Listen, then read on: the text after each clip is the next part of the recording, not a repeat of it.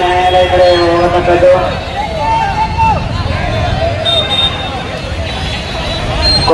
B Ed ಪರೀಕ್ಷೆ ನಡೆದು 10 ತಿಂಗಳಾದರೂ 2ನೇ ಹಾಗೂ 4ನೇ ಸೆಮಿಸ್ಟರ್ ಪರೀಕ್ಷೆ ಫಲಿತಾಂಶ ಪ್ರಕಟಿಸಲು ಗುಲ್ಬರ್ಗಾ ವಿಶ್ವವಿದ್ಯಾಲಯ ಮೊಂಡಾಟ ಮಾಡುತ್ತಿದೆ ಎಂದು ಆರೋಪಿಸಿ ಬಿಎಡ್ ವಿದ್ಯಾರ್ಥಿಗಳ ಹೋರಾಟ ಸಮಿತಿ ನೇತೃತ್ವದಲ್ಲಿ ವಿದ್ಯಾರ್ಥಿಗಳು ನಗರದಲ್ಲಿ ರಸ್ತೆ ಸಂಚಾರ ತಡೆ ನಡೆಸಿ ಪ್ರತಿಭಟನೆ ನಡೆಸಿದರು. ಕಲಬುರಗಿ, ಬೀದರ್, ಯಾದಗಿರಿ, ಕೊಪ್ಪಳ, ರಾಯಚೂರು ಸೇರಿದಂತೆ ವಿವಿಧ ಜಿಲ್ಲೆಗಳಿಂದ ಬಂದಿದ್ದ ವಿದ್ಯಾರ್ಥಿಗಳು ಸ್ಥಳಕ್ಕೆ ಕುಲಪತಿ ಬರುವವರೆಗೂ ಪ್ರತಿಭಟನೆಯಿಂದ ಹಿಂದೆ ಸರಿಯುವುದಿಲ್ಲ ಎಂದು ಪಟ್ಟು ಹಿಡಿದು ಮಧ್ಯಾಹ್ನದ ವೇಳೆಗೆ ಜಿಲ್ಲಾಧಿಕಾರಿ ಕಚೇರಿ ಬಳಿ ಬಂದ ಗುಲ್ಬರ್ಗಾ ವಿವಿ ಮೌಲ್ಯಮಾಪನ ಕುಲಸಚಿವ ಪ್ರೊಫೆಸರ್ ಎನ್.ಜಿ. ಕಣ್ಣೂರ್ ಅವರು ಮಾತನಾಡುತ್ತಾ, ಬಿಎಡ್ ಪರೀಕ್ಷಾ ಅಕ್ರಮಕ್ಕೆ ಸಂಬಂಧಿಸಿದಂತೆ ಹೈಕೋರ್ಟ್ ನಿವೃತ್ತ ನ್ಯಾಯಮೂರ್ತಿ ನೇತೃತ್ವದಲ್ಲಿ ತನಿಖೆ ನಡೆಯುತ್ತಿರುವುದರಿಂದ ತನಿಖಾ ವರದಿ ಬಳಿಕ ಫಲಿತಾಂಶ ಪ್ರಕಟಿಸಲಾಗುವುದು ಎಂದರು. ಇದರಿಂದ ತೃಪ್ತರಾಗದ ವಿದ್ಯಾರ್ಥಿಗಳು ಕುಲಪತಿ ಬರಬೇಕು ಎಂದು ಒತ್ತಾಯಿಸಿ ಧರಣಿ ಮುಂದುವರೆಸಿದರು. ಅಂತಿಮವಾಗಿ ಕಣ್ಣೂರ್ ಅವರು ಕುಲಪತಿ ಪ್ರೊಫೆಸರ್ ಶಶಿಕಾಂತ್ ಉಡಿಗೇರಿರವರಿಗೆ ದೂರವಾಣಿ ಕರೆ ಮಾಡಿ ಮಾತನಾಡಿಸಿದರು.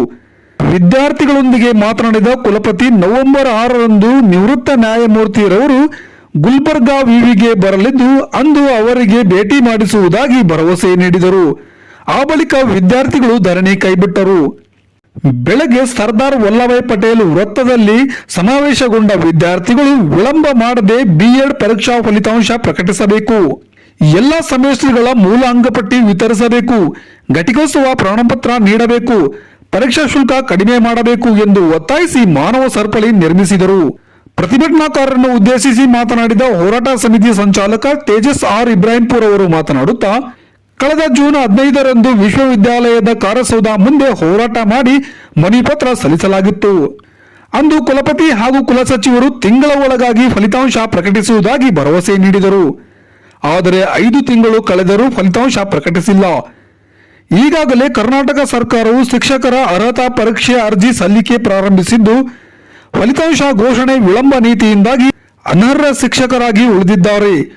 ಭವಿಷ್ಯದಲ್ಲಿ ಕರ್ನಾಟಕ ಸರ್ಕಾರವು ಶಿಕ್ಷಕರ ನೇಮಕಾತಿ ಪ್ರಕ್ರಿಯೆ ಪ್ರಾರಂಭಿಸುವ ನಿರೀಕ್ಷೆ ಇದೆ. ಅಷ್ಟರಲ್ಲಿ ಫಲಿತಾಂಶ ಬಾರದೇ ಇದ್ದರೆ ಬಿಎಡ್ ವೃತ್ತಿ ಶಿಕ್ಷಣ ಪಡೆದು ಶಿಕ್ಷಕರಾಗುವ ಆಕಾಂಕ್ಷೆ ಹೊಂದಿರುವ ಸಾವಿರಾರು ಪರೀಕ್ಷಾರ್ಥಿಗಳ ಭವಿಷ್ಯ ನುಚ್ಚು ನೂರಾಗುವುದರಲ್ಲಿ ಸಂಶಯವಿಲ್ಲ ಎಂದು ಬೇಸರ ವ್ಯಕ್ತಪಡಿಸಿದರು.